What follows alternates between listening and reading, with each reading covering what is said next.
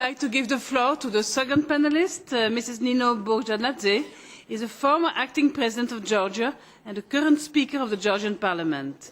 She has a PhD in international law and worked as professor and expert consultant for several years before becoming a member of parliament in 1995.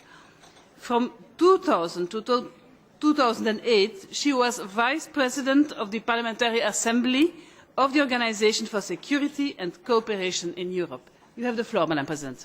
Thank you very much. It's a great honor to be here. It's a really pleasure that we have such a wonderful forum of women because we have lots of issues to discuss. I want just to make one announcement. I am not a speaker right now of the Parliament. I was a speaker of the Parliament until 2008, and from 2008 until now I was on opposition in the country, and a few months ago I was running for presidency. I was running for the presidency in Georgia, and I think I can really say that the campaign was really very good, very effective, and I had meetings with hundreds of thousands of people. But unfortunately, again, the men decided they don't need a woman as a president, and they didn't use this chance, despite of the fact that in Georgia we had a wonderful example in our history when in 12th century Georgia was ruling by the Queen Tamar, and this age in Georgian history named as a golden age in Georgia. I hope that women have a chance in nearest future again, because first I am not going to live the political life, so I am not going to give a calm life to the men politicians who are not doing really lots of things in correct way. And of course we have more successful women, quite a lot of successful women in Georgia. But nevertheless, right now we have to speak about the problems which exist in the country. When I was Speaker of the Parliament, one of the main priorities for me as a Speaker of the Parliament was to create regulations in Georgian legislation which will provide equal possibilities and equal rights to Georgian men and women.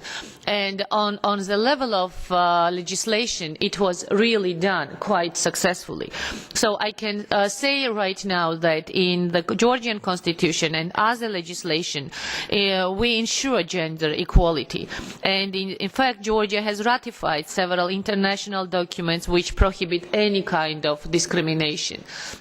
At the same time, during my presence as a Speaker of the Parliament, first time in Georgian parliamentary history, I created a special council of gender equality, which was especially focused on issues of these regularities.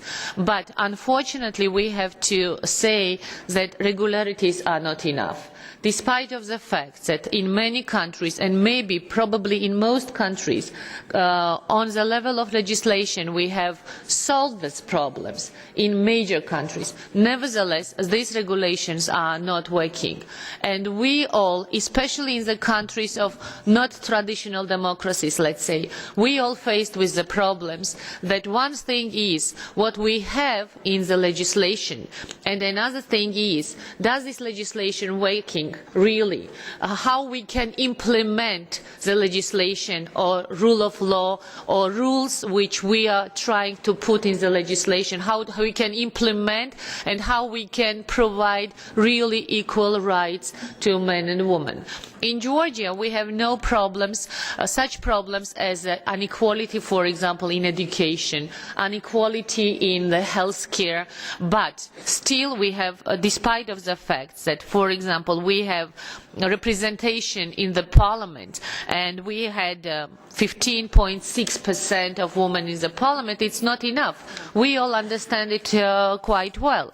Despite of the fact that Georgia was among the countries in early 20th century, in 1918, we gave a right to vote to women, and Georgia was the first country where Social Democrats won.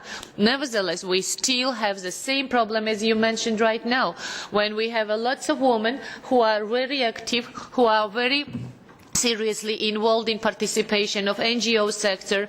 There are a lot of women who are teachers, who are doctors, who are just really involved in public sector, but a number of women who are involved in decision-making problems, really not enough. Yes, we had a Speaker of the Parliament during 2 terms, woman, we had acting President woman, we had a candidate for presidency woman, we have a minister's woman, but it's not enough really to provide equality to the woman. What we can say is that globalization and related processes of globalization bringing the opportunities for women, this is for sure. But at the same time, we have to mention that these opportunities we received at the same time with the threats which the globalization brought to the woman. Economic crisis, this is a problem which has created serious problems for involvement of women very seriously in decision-making problems, because they have to do a lot. They have to take care of their families, and at the same time they have to be active on the social arena. So what we can do? We know quite well that there were serious examples of bringing quotas for ladies, for women, in northern countries and some other European countries. Is it a solution to bring the quotas? It's not 100% for sure, because quotas are giving the possibility to bring more women in the political life, but it's not always providing really just active involvement of them in the parliament, because we have examples of some parliaments where we have some representation, but it's more formal than real possibility for women to have any kind of influence on the decision-making process. So I think that such an important organisation and such an important meeting which we have right now, we have to elaborate a new action plan how to solve the problem of women, because we are here despite of lots of resolutions of United States, despite of lots of resolutions of European Union, despite of many know-hows which we are trying to implement, but as we are discussing so many problems, as we know quite well that the problem of involvement of decision-making process this is not issue number 1. Because when we are speaking about domestic violence, when we are speaking about slavery, when we are speaking about elementary problems, we understand that we still need to do something. So I hope that next year, or maybe even earlier, we will have a possibility to have some kind of meetings and to have a new action plan how to solve the problems, and not to be sure that only regulations, only legislation will bring this possibility to solve these problems. So I don't want to continue anymore, because I have to give, and we have to give the possibility to other women represented here to express their views. I wish to you all success. I wish success and peace to your countries, and I hope that we will meet again and we will find a way how to create real equality, which is so necessary to have.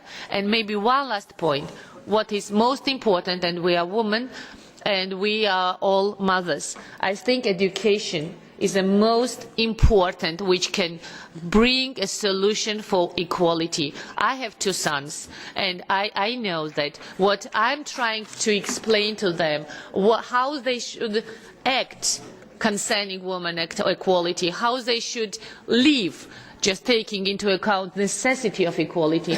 This is very important, and education will be one of the problems which will help us to solve all the problems which are so important for our sisters. Thank you very much, and all the very best.